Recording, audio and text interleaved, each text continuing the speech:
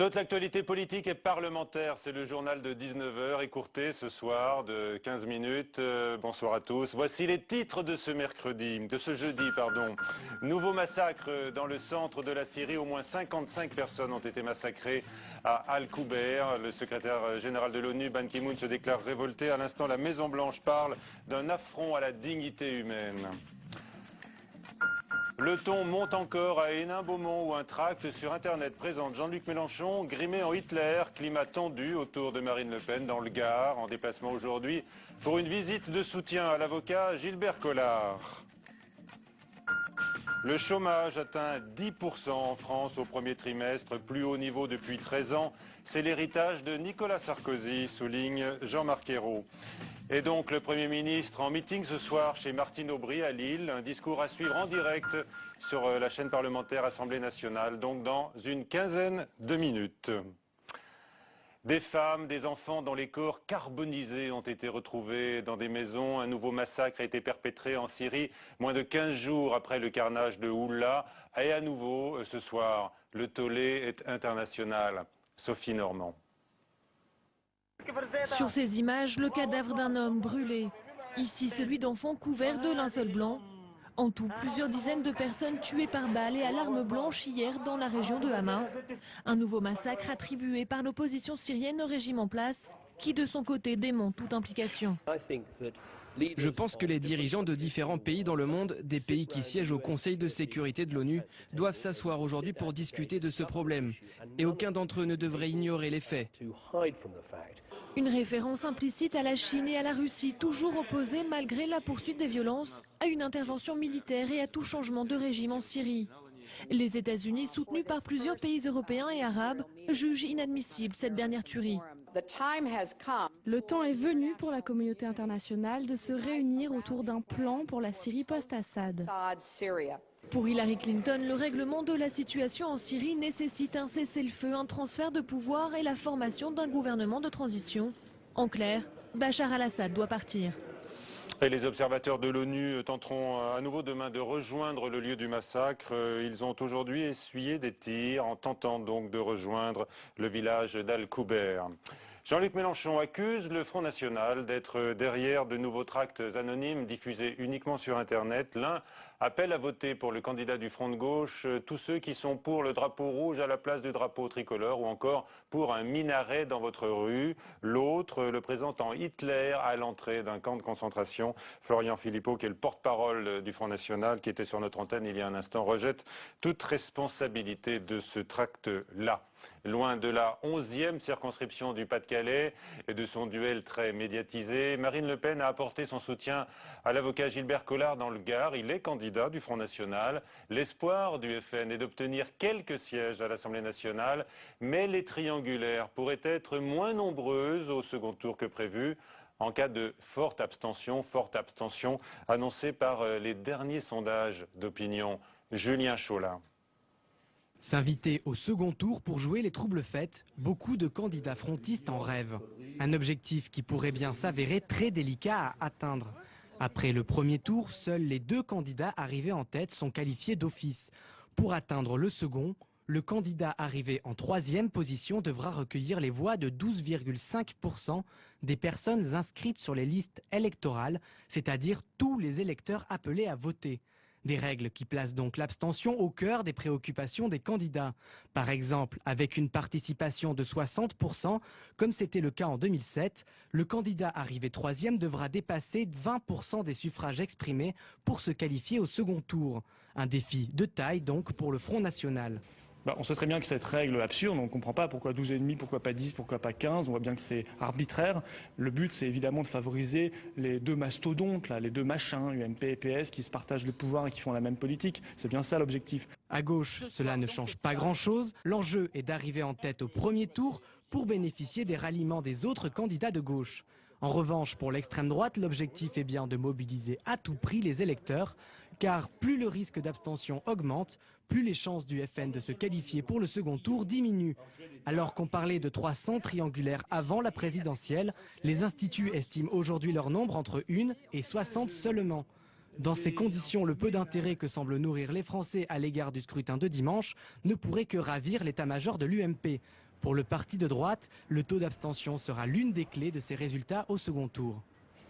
Et François Hollande était dans l'Oise aujourd'hui pour parler de l'école et il a par ailleurs lancé un appel à la participation et demandé aux électeurs une majorité pour lutter contre l'abstention et la fatigue des électeurs après une longue campagne présidentielle.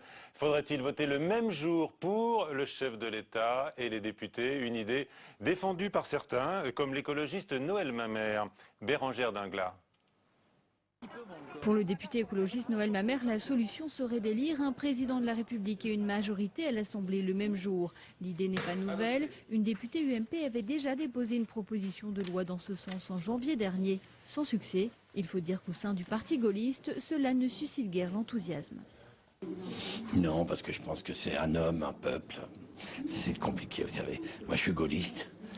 Et c'est difficile. Si je vous disais oui, vous seriez étonné. Non, moi je pense pas. Je pense que le président de la République, c'est quelque chose de très spécifique. Couplé présidentielle et législative, cela existe déjà dans certains pays comme aux États-Unis. En 2008, le comité sur la réforme des institutions, présidé par Édouard Balladur, avait proposé un rapprochement des deux scrutins. À l'époque, François Hollande avait déclaré que ce n'était pas la plus mauvaise des pistes évoquées. Mais aujourd'hui, son ministre ne semble pas du même avis. Ce sont deux sources de légitimité démocratique fortes qui doivent s'exprimer dans une temporalité différente. À mon avis, c'est d'ailleurs l'esprit des institutions de la Ve République, tel que le général de Gaulle les avait conçus. Au Parti communiste comme chez les Verts, on déplore aussi le manque d'intérêt que suscitent les législatives. La solution évoquée, une réforme en profondeur du calendrier électoral. Probablement qu'il faudrait voter pour les députés avant d'élire le président de la République. Mais cela ne suffira pas. Et le fond, c'est que le Parlement a beaucoup moins de pouvoir qu'avant. Et donc les citoyens le savent et se mobilisent moins. Pour certains, il suffirait donc de revenir au calendrier de 2002. À l'époque, du fait de la mise en place du quinquennat, les législatives précédaient la présidentielle. Mais c'était juste avant que Lionel Jospin inverse le calendrier.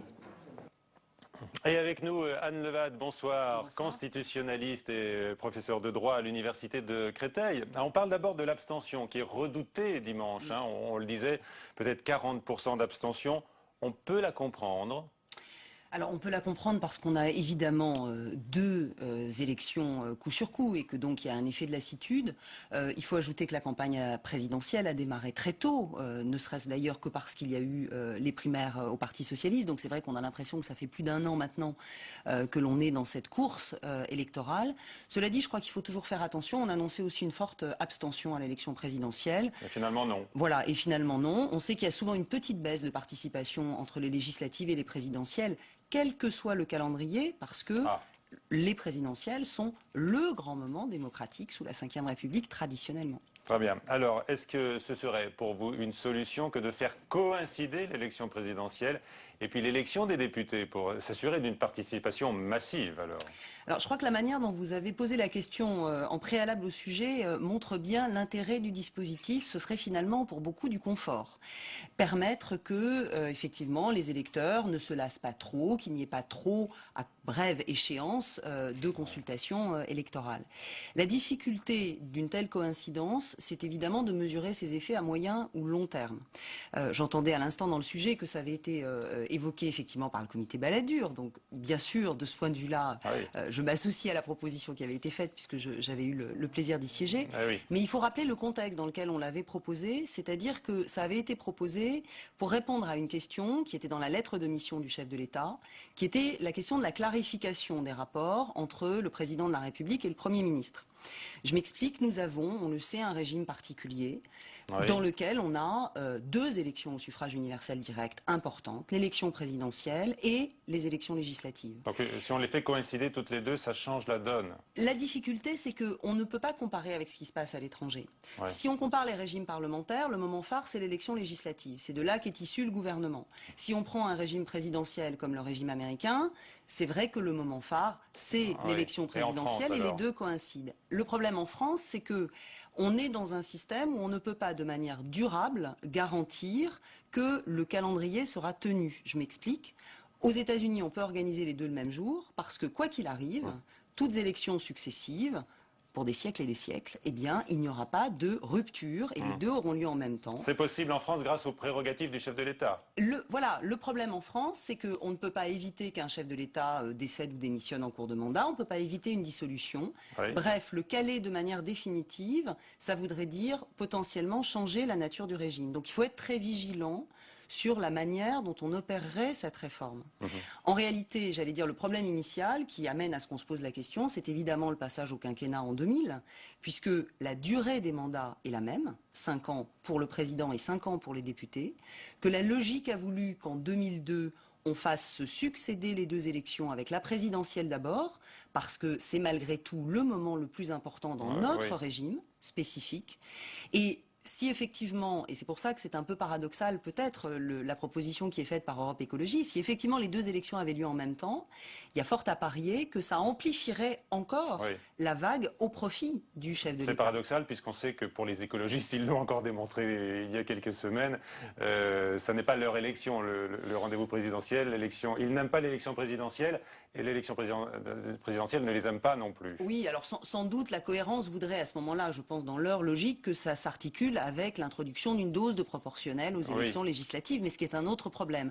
En tout cas, la seule question de la coïncidence des calendriers et des élections peut générer des effets qu'il est difficile de mesurer, donc il faut toujours être très prudent et ne pas trop figer de manière définitive ce type de règles. La réforme justement du mode de scrutin, il y a toujours bien sûr dans l'air la perspective d'une dose de proportionnelle. Et ça, fondamentalement, ça changera les choses. Alors la question qui se pose, c'est de savoir comment... Est-ce que ça peut agir sur la participation ? Ça peut agir sur la participation si un certain nombre d'électeurs qui ont l'impression aujourd'hui que leurs voix sont perdues parce qu'ils n'ont jamais de députés de leur couleur politique élus, ont le sentiment qu'ils pourront l'être. Tout dépend comment on met cette dose de proportionnelle. Quelle dose d'abord ? Quel pourcentage de députés ?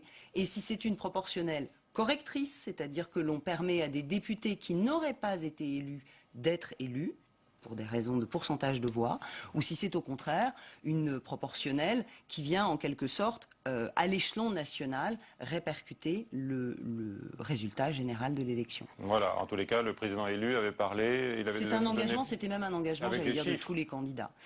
On pensait, voilà, 15% sans doute de l'Assemblée.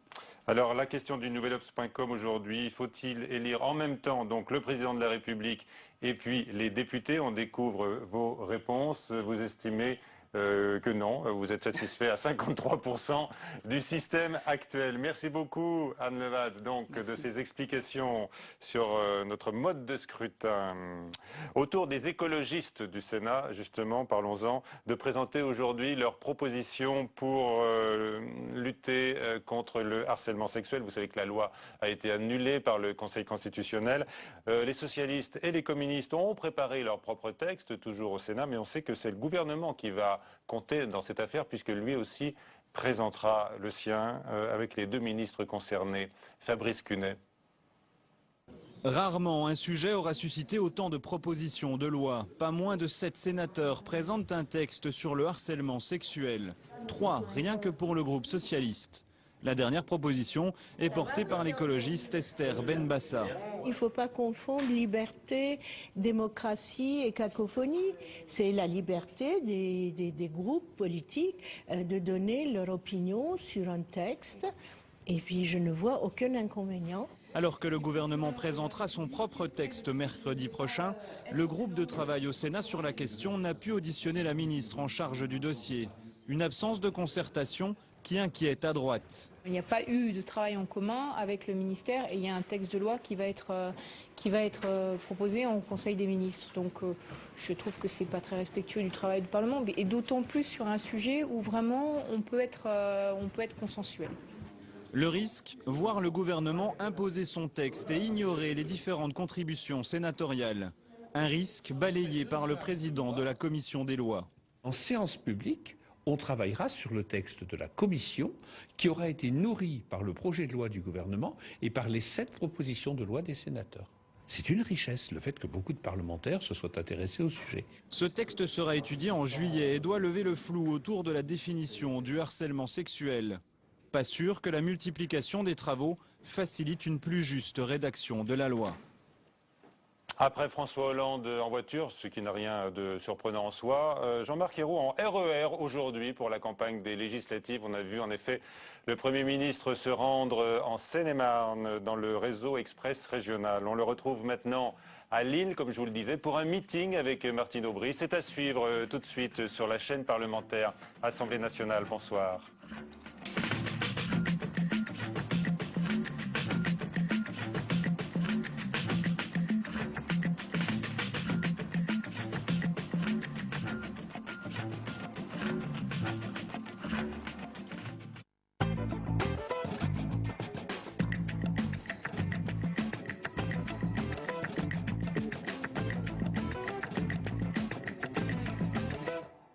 Bonsoir à tous, ravi de vous retrouver sur la chaîne parlementaire. Nous sommes en direct et dans quelques instants, vous allez pouvoir suivre, découvrir, entendre et écouter ce meeting. Martine Aubry, Jean-Marc Ayrault, main dans la main à Lille. Ce sera dans quelques instants sur notre antenne. Évidemment, l'occasion à travers ce meeting de se pencher sur ces élections législatives côté PS. Est-ce que les socialistes vont avoir cette majorité absolue, cette majorité tout court d'ailleurs? On en parlera dans quelques instants. On parlera peut-être des premiers pas de François Hollande comme président de la République, parce que évidemment, ça a une incidence peut-être sur le vote des Français. Et puis, on parlera de l'intérêt que portent les Français à cette élection législative. Ils ne sont pas spécialement emballés. On commentera un sondage dans quelques instants. Avec moi, 3 invités pour partager cette longue soirée de meeting à Lille. Guillaume Tabar, bonsoir. Bonsoir, Arnaud. Vous êtes rédacteur en chef adjoint au journal des Échos, au quotidien Les Échos. Vous chroniquez, chronique politique. Alors aujourd'hui, cette chronique était consacrée pas aux législatives, mais aux déclarations de la ministre concernant le cannabis. En tout cas, merci d'avoir répondu à notre invitation pour commenter ce meeting et plus largement les élections législatives. Face à vous, Hervé Lebras. Bonsoir. Bonsoir. Vous êtes chercheur, démographe à l'EHESS. Je rappelle ce livre, L'invention de la France, qui a été coécrit avec Emmanuel Ton. Enfin, c'est une réédition chez Gallimard. Et puis celui-ci récent, lui aussi, L'invention de l'immigré, pour être précis, édition de l'Aube qui est sortie en 2012. Merci d'être là. Et puis enfin, à vos côtés, Jean-Daniel Lévy, bonsoir. Bonsoir. Vous êtes directeur du département opinion chez Harris Interactive. Je parlais d'un sondage, un sondage LCP. On en dévoilera une petite partie justement sur l'intérêt des Français pour cette campagne législative. On le verra, ils sont un peu moins intéressés que l'élection présidentielle qui les a passionnés. Je voulais vous présenter Guillaume parce que c'est une nouvelle sentinelle citoyenne. C'est un citoyen qui est de plein pied, il sera avec nous toute cette soirée. Il nous parle de province, du 83 je crois, si je ne m'abuse. Et vous êtes un permanent, vous y tenez beaucoup, permanent syndical CFDT et vous travaillez à la Poste. Merci d'être là parce que j'imagine que vous aussi, vous suivez de près cette élection. D'abord, quelques images. C'est l'occasion, ce soir, vient de faire un bilan, un premier bilan de cette campagne. Elle n'est pas terminée, évidemment. Ce sera le premier tour dimanche.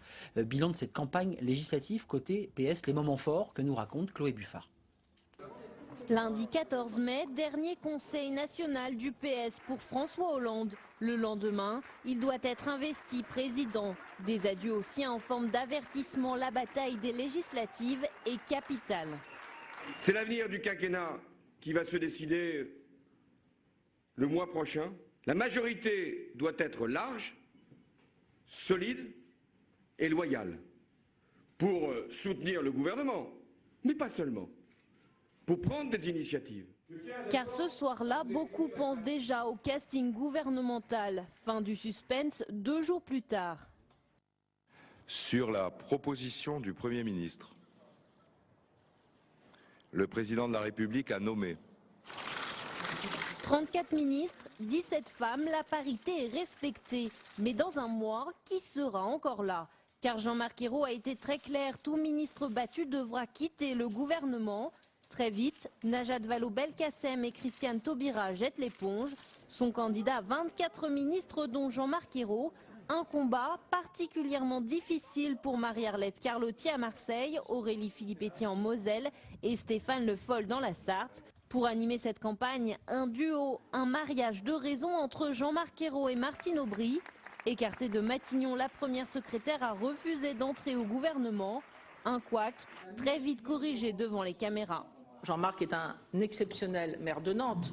Je reçois d'ailleurs une exposition de Nantes actuellement à Lille et qui va aller exposer à Nantes. Et quand on dit qu'on n'est pas ensemble main dans la main, y compris dans nos villes, on cherche vraiment des choses qui n'ont pas lieu d'être. Avec Martine Aubry.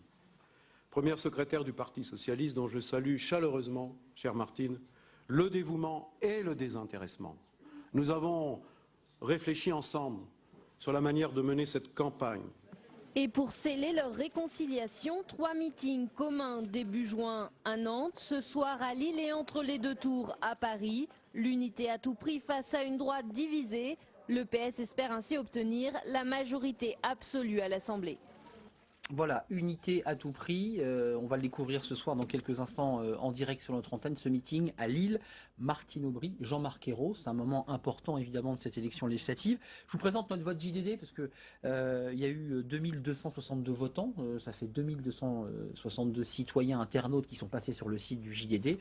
Souhaitez-vous que le PS remporte la majorité à l'Assemblée nationale? La majorité, 56% non, 44% oui. C'est sur un panel, je me tourne vers un sondeur, c'est un vote de 2262 votants.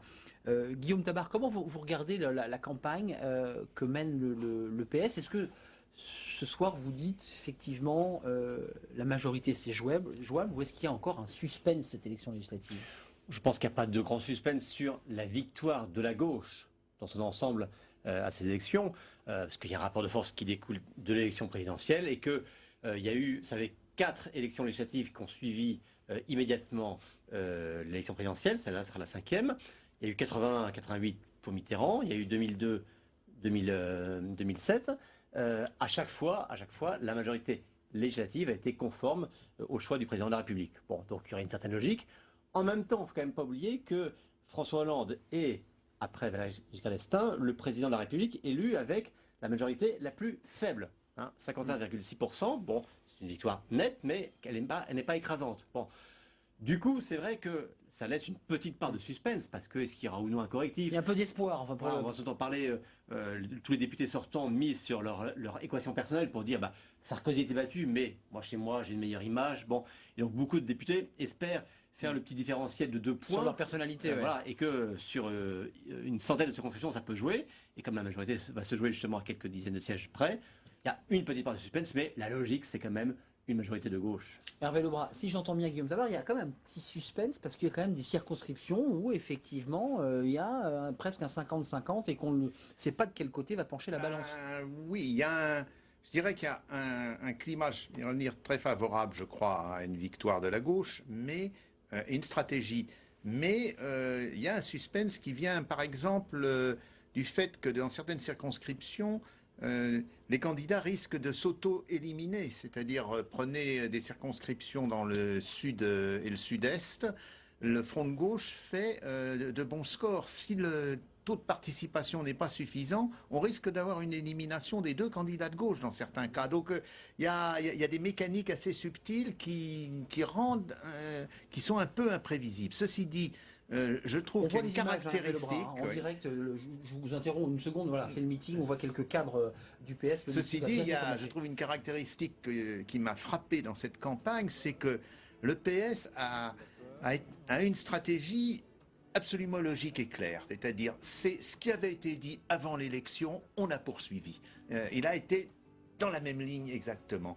La droite a une stratégie qui est très difficilement compréhensible pour les électeurs. Plus divisée, peut-être de l'intérieur. Pas simplement qu'elle soit divisée, mais on a vu, comme par enchantement, disparaître les thèmes sur lesquels Sarkozy avait appuyé juste avant et le premier tour et pendant et dans l'entre-deux, entre les 2 tours. C'est une mauvaise conscience de certains députés je ne sais pas quelle est la raison, mais je pense que c'est perçu comme ça crée un certain trouble parce qu'on ne sait plus quelle est la direction que prend la droite. Jean-Daniel Lévy, j'évoquais ce sondage, autant le présenter en tout cas en partie, parce que c'est un sondage Harris Interactive pour LCP avec LCP, sur l'intérêt des citoyens français à cette élection législative. On va le voir dans cette petite animation. Pas intéressés 41%, 59% sont intéressés, mais ce qui est intéressant, c'est le comparatif avec l'élection présidentielle. C'était 74%, donc on est quand même très loin de l'intérêt pour l'élection présidentielle. Là, Globalement, ça emballe pas les Français, cette élection. Oui, on est face aujourd'hui à un regard qui est un regard qu'on va qualifier de distant des Français à l'égard de cette élection présidentielle, et où on va retomber de manière quasi mécanique sur des structurations à caractère sociologique. C'est-à-dire que ce sont les personnes qui, traditionnellement, s'intéressent le plus à la politique, qui vont nous déclarer, plus que la moyenne, être intéressés par cette élection présidentielle. Et tous ceux qui vont considérer que lorsqu'il y a cette élection législative, et ceux qui, d'une manière générale, ont tendance à considérer que l'élection présidentielle constitue un enjeu, comme les élections municipales constituent un enjeu, là reviennent un peu à un niveau d'intérêt qui est un niveau d'intérêt traditionnel à l'égard de la vie politique. Donc ce sont aujourd'hui plus des personnes qui sont des hommes que des femmes, plus des personnes âgées que des jeunes qui vont se déclarer intéressés par cette campagne pour les législatives, et puis également plus des personnes diplômées que des personnes qui ne sont pas diplômées. Là où il y a une petite différence, c'est un intérêt en caractéristique politique. C'est-à-dire que ce sont les personnes qui sont aujourd'hui les plus à gauche sur l'échiquier politique, qui vont déclarer un intérêt qui est plus manifeste à l'égard de cette élection, et ce qui peut laisser entrevoir qu'il pourrait y avoir un différentiel de participation au regard justement de cette proximité politique, qu'on ne soit pas uniquement sur un vote qui est caractérisé par les dimensions sociales, mais sur l'utilité ou pas d'apporter son soutien à François Hollande dans le cadre de cette élection. Restons une seconde, parce que je ne sais pas si ceux qui nous regardent l'ont bien intégré, mais il y a quand même ce curseur de la participation qui peut quand même faire bouger les lignes. Considérablement. Alors, enfin, il y a quelque chose quand même qu'il faut rappeler. On s'alarme et on s'inquiète, et d'un point de vue, civique, c'est logique de s'inquiéter d'une abstention très élevée. Bon, en même temps, avant d'en tirer des grandes leçons politiques, ayant simplement que maintenant, du fait de ce rapprochement des calendriers électoraux, on a un scrutin finalement à 4 tours, bon, et que forcément ça lasse un peu. Bon, et il faut toujours certains comparer. réclament qu'on vote le même jour pour les deux élections. C'est pas compliqué, mais enfin bon, ça, il y a bon.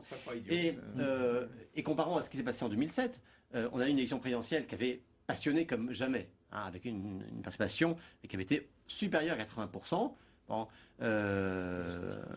et les législatives qu'on suivit, alors qu'on était dans la foulée d'une élection assez... 60%, je crois, c'est ça, hein, oui, assez magique. donc c'est redescendu d'un coup. Il y avait un élan très fort, plus peut-être qu'à cette élection-là.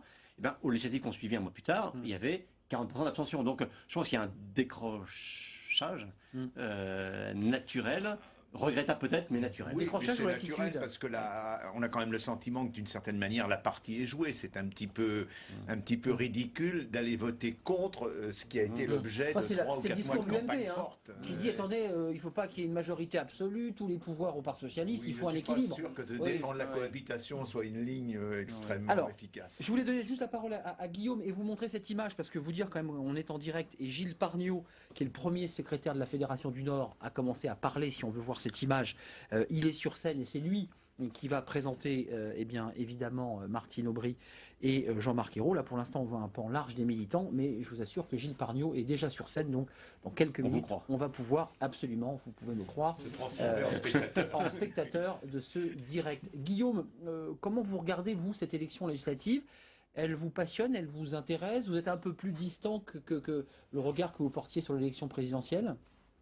Non, elle me passionne, puisque je pense qu'elle est même plus importante que les élections présidentielles, puisque c'est celle qui va donner une majorité au gouvernement pour pouvoir gouverner. Et donc, je pense que c'est très important, cette élection.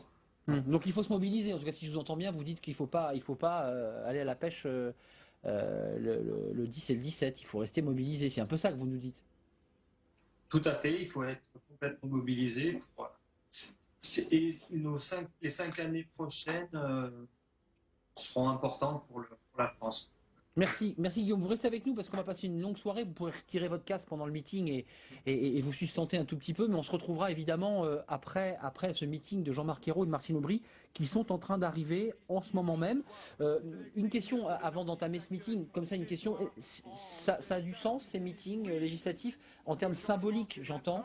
Martine Aubry, Jean-Marc Ayrault, au début d'élection de François Hollande, il y a eu un petit couac, un petit moment comme ça, un peu de malentendu. On ne savait pas trop qui allait emmener cette campagne. Tout se passe bien, il n'y a pas de faute. Hervé Lebras je trouve aussi que il y a un renouveau des meetings, on l'a beaucoup noté. Mélenchon y est pour quelque chose. Il a quelque part, il a redonné une modernité à un meeting qu'on pensait complètement dépassé par les moyens modernes de communication. Alors, Martine Aubry est sur scène. Nous sommes en direct. On se retrouve dans quelques minutes pour débattre. On écoute Martine Aubry, c'est en direct sur la chaîne parlementaire. Le Premier ministre de la France, Jean-Marc Ayrault, faites-lui une ovation. Voilà.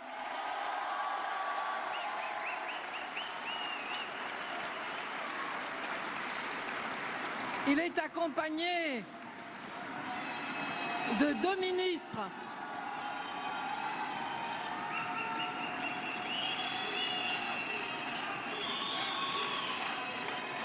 Il est accompagné de 2 ministres du gouvernement. François Lamy me acceptera que je parle d'abord de Frédéric Cuvillier. C'est le représentant du Nord-Pas-de-Calais, le grand maire de Boulogne, aujourd'hui ministre délégué au transport et à l'économie maritime.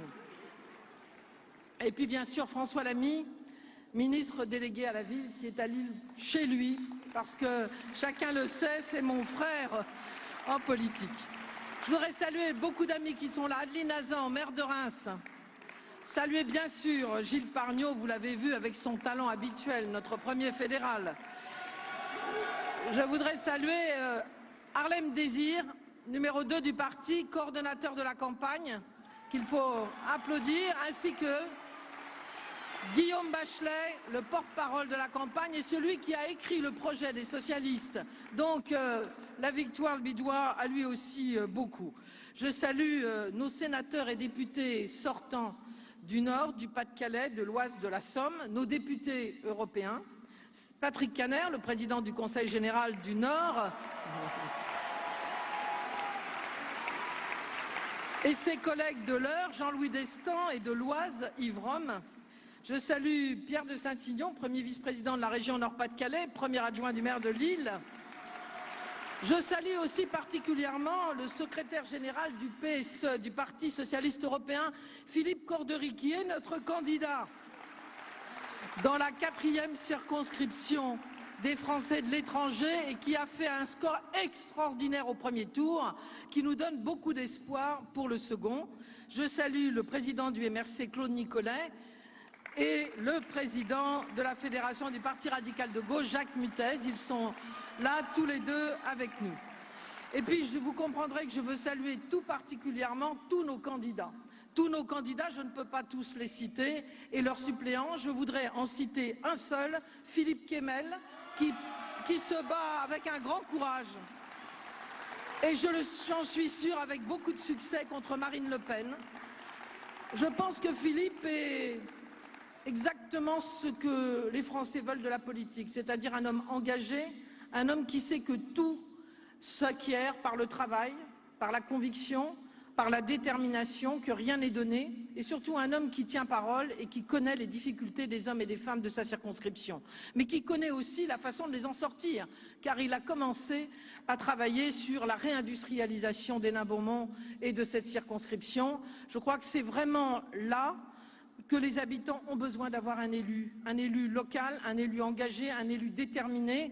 Et je crois que ceux qui se sont égarés par un vote vers Marine Le Pen, ils n'ont pas besoin qu'on les insulte, ils ont besoin de réponses concrètes. C'est ce que fait Philippe avec beaucoup de courage. Il gagnera le 17 et la circonscription sera bien représentée. Voilà, alors mes chers camarades, vous dire le bonheur de vous retrouver ici. Rappelez-vous, il y a quelques semaines, nous étions là pour lancer la mobilisation pour notre candidat François Hollande. Et vous le savez peut-être, il est aujourd'hui président de la République française. Quel bonheur pour chacun ici. Je pense qu'un autre bonheur nous attend si nous sommes capables de nous mobiliser fortement. C'est celui de lui apporter une grande majorité à l'Assemblée nationale le 17 juin. Il en a besoin pour mettre en place les engagements qu'il a menés. Je voudrais saluer très chaleureusement Jean-Marc Ayrault. Nous étions dans sa belle ville de Nantes il y a quelques jours, déjà main dans la main, ça étonne beaucoup de gens, mais c'est comme cela. Nous avons l'habitude de marcher main dans la main et nous allons continuer. Et d'autant plus que nous admirons beaucoup Nantes ici, mais nous admirons surtout ce qu'a fait le Premier ministre en quelques